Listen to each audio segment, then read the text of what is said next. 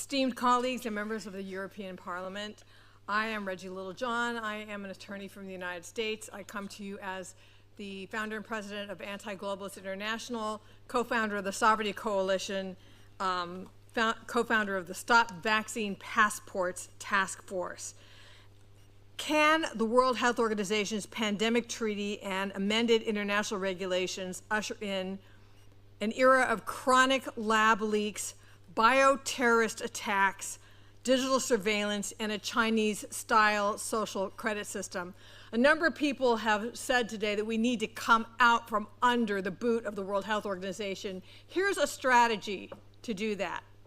Now, perhaps the most chilling aspect of the pandemic treaty that passed the World Health Organization in May of 2025 is the Pathogen Access and Benefit Sharing System, the PABS system, to, quote, promote the rapid and timely sharing of materials and sequence information on pathogens with pandemic potential. This system will concentrate all of the world's most deadly pathogens into the hands of unelected, unaccountable bureaucrats under the influence of the pharmaceutical industry. The WHO will then share them with labs all over the world, ostensibly to develop vaccines, diagnostics, and other therapeutics. The sharing of these pathogens will greatly increase the chances of lab leaks and also the potential for bioterrorist attacks.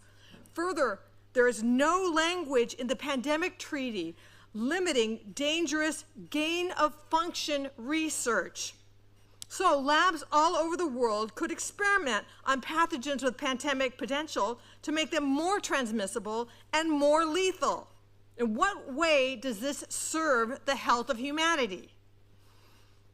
It is concerning that the details of how this system will work is not in the pandemic treaty itself. It has been reserved to an annex, which is still being negotiated, and they have not submitted an updated draft.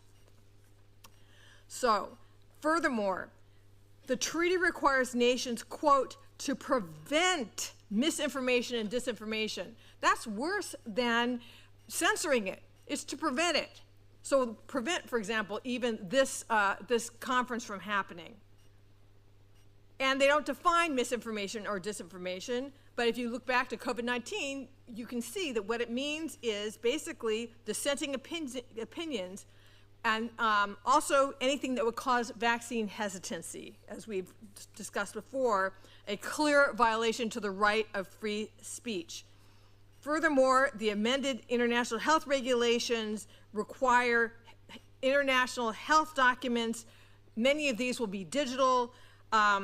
These digital health documents, I would argue, are just a precursor to the World Economic Forum's digital ID, where they say that basically you will need a digital ID to access healthcare insurance and treatment, open a bank account, carry out online transactions, travel, access humanitarian services, shop, conduct business transactions online, participate in social media, pay taxes, vote, collect government benefits, and own a communications device, such as a cell phone or a laptop. Basically, these digital IDs we will be required to have them and to be in good standing just to access any part of life. Therefore, what's the strategy? Okay, I will wrap it up. The PABS system has not passed yet. It has not come to a vote. So if countries vote against this pathogen access and benefit sharing system, then it will not be implemented. And furthermore, the pandemic treaty itself will not be voted upon until the annex has passed. So if you want to oppose these, please talk to me after this meeting. Thank you. Thank you.